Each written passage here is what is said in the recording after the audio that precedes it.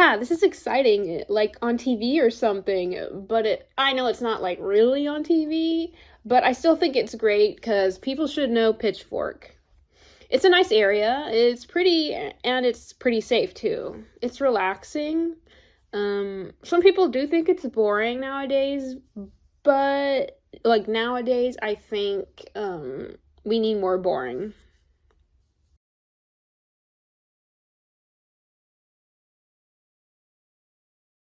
No, it was normal, but I guess that's not a good answer for the interview, is it? It was good mostly. It's a small area, so it's always safe for your kids. I was pretty much allowed to go anywhere, but you couldn't really hide anything. If you skipped school, a neighbor would 3 blocks down. Well, they work with your mom, they tell your parents, or the teachers, they go to church with your grandparents, those kinds of people kind of know all your business. Yeah, it's really small here. But if you were a good kid anyway, it's still great. Everyone acts like family, and everyone's kind of nosy too, but who isn't, in some way. I've actually never left Pitchfork. I was born in my own home. I mean, I own it now, but it was my granddad's house. He built it when my grandma was still alive. He built it after just after my mom was born, and I don't ever really recall wanting to leave or like explore anywhere else. I didn't want to go to college, and even just like a few years ago, that sounded really like daunting. I work at, we work together, and you just need like to go to high school for that. The land here is beautiful too. The hills and the fields, the farms, the river, all that kind of stuff.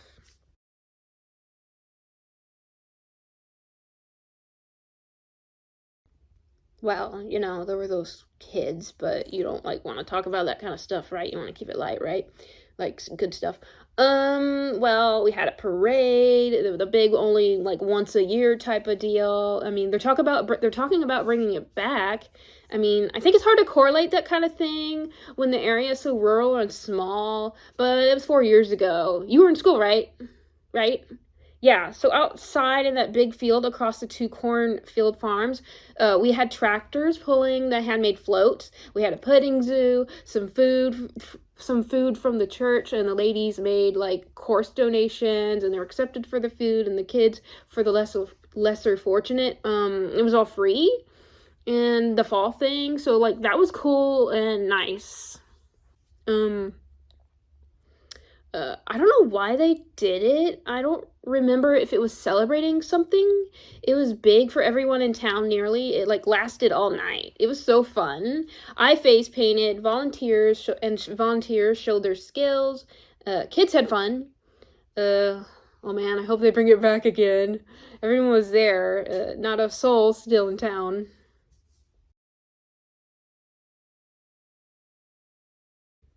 Ooh, no, I don't go near the water.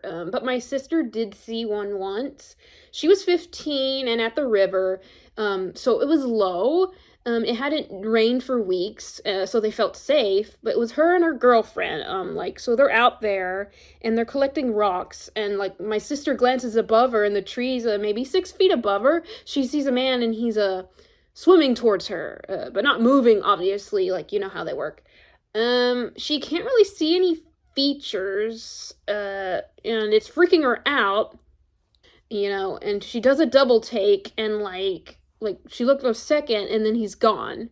And so like she's freaking out, and her girlfriend was like such a ghost nerd, and she's thinking it's so cool, but my sister wants to go home like now, of course, I would too. So they leave, and she never goes back into those woods, and it freaks me out. I know they're harmless, but it's like a jump scare. They just appear above you. Like imagine, man.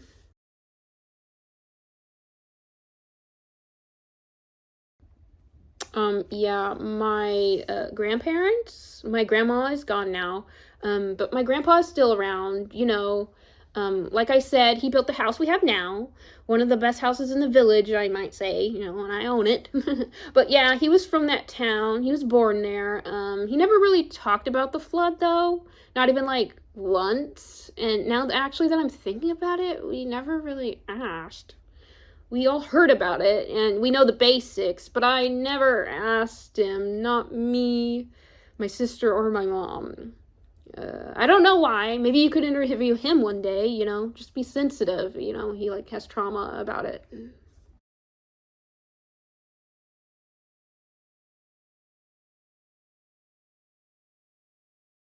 Oh yeah, I don't know if you've ever heard like of the Birdmen, but they're like Bigfoot. Just like how every area kind of has their own version of Bigfoot. Ours is the Birdmen.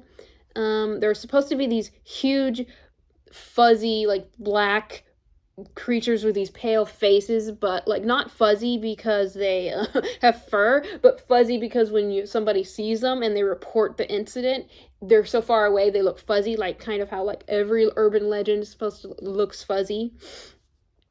Yeah, but anyway, and they're also supposed to have big black eyes or no eyes, depending on what your opinion is.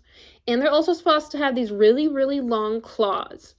But they're not as well known as the swimmers because it's like mostly this weird thing that little kids see.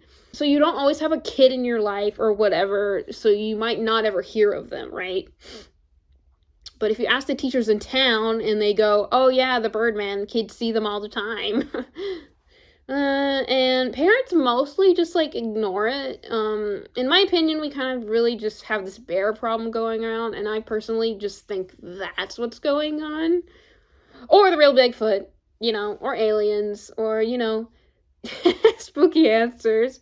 What's out there, Jamie? Who knows?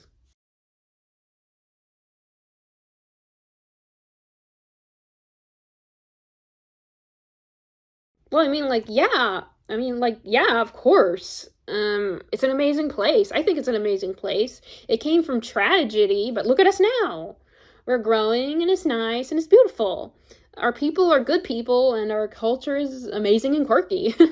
I think it would be kind of crazy if we like did that parade more than once a year and people outside came outside of the town to visit, We could be a fun, quaint stop in the country or, something like that.